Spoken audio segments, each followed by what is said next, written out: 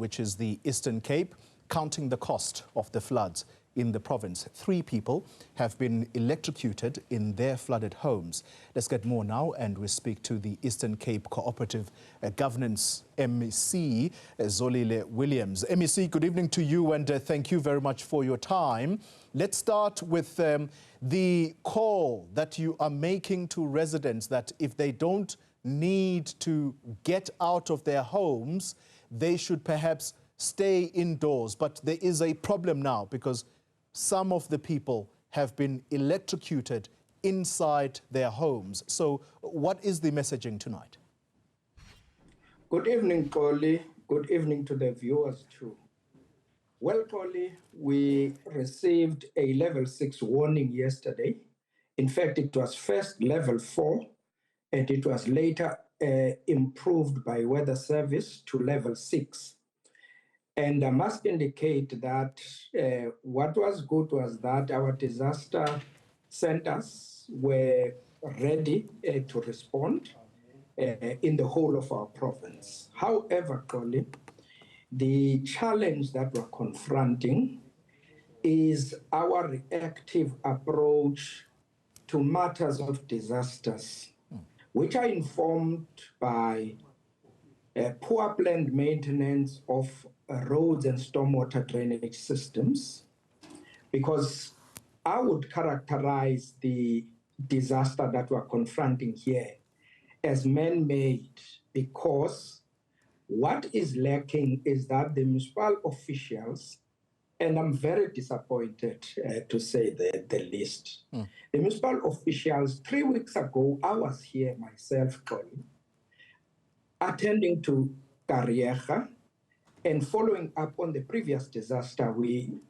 experienced in June of this year. And I could find that the refuse removal was still not properly managed. And secondly, stormwater drainage systems were also not well maintained. I indicated the top management was with me in Kariega. I indicated to them that we don't want to experience the same situation when we get high rainfalls. Therefore, they must quickly ensure that stormwater drains have been maintained. Well, Collie, large pools of water that I have seen, the Premier has seen, and members of Parliament have seen, signify that the call we were making to clear stormwater drainage systems. There are large pools in almost every street in the township, Collie, including the city. It signifies that there is no willingness to clean the stormwater drains. What the communities have told us is that some companies were appointed to do the cleaning. However, they have failed to do the work but were paid. To me, it therefore says this was actually linked to fraud and corruption, but our people have been failed in the process. All right. And therefore, God, we have to strongly implement consequence management on city managers and city officials that have put our people in this trouble.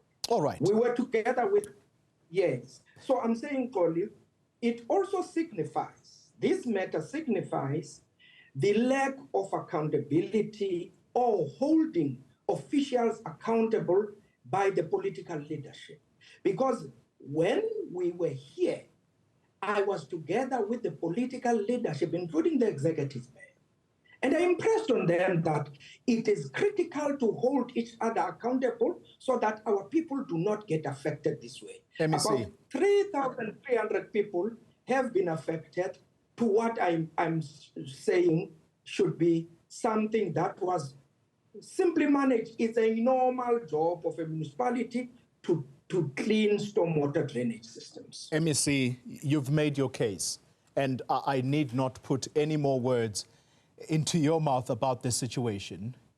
You are very disappointed, but what is the course of action, therefore? When you say consequence management, what exactly is going to be done by when?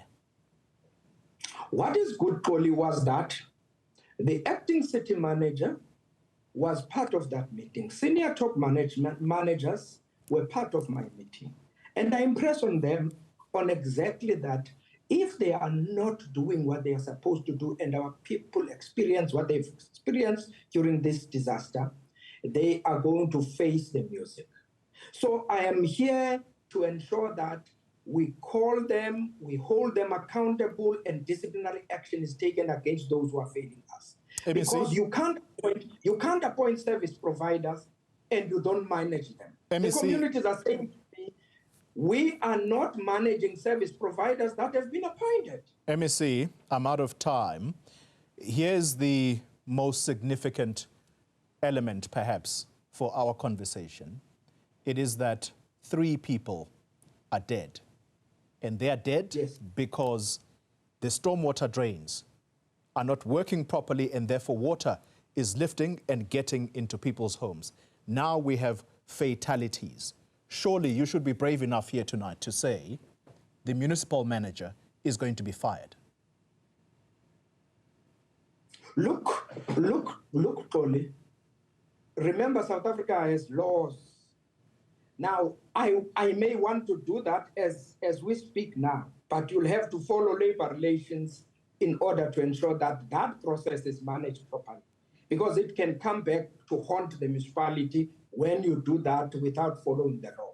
So whilst I would want to do that, I would want to follow the law. However, Tolly, I must indicate that we have appealed to the communities. They are placed in community halls. We're providing all the important critical issues like your mattresses, your blankets, and so on.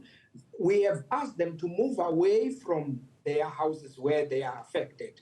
But there's a contractor that is on site to try and work on clearing the stormwater drains. All right. And it's regrettable that we have lost these 3 people. And I was there. I was part of one visit to the family. And it's quite regrettable. And we would want to send our condolences to those family members. But the heads are going to roll to all city officials that are not accountable, and even the political leadership, because it's their role in our absence to ensure that officials do what they are supposed to do. All right.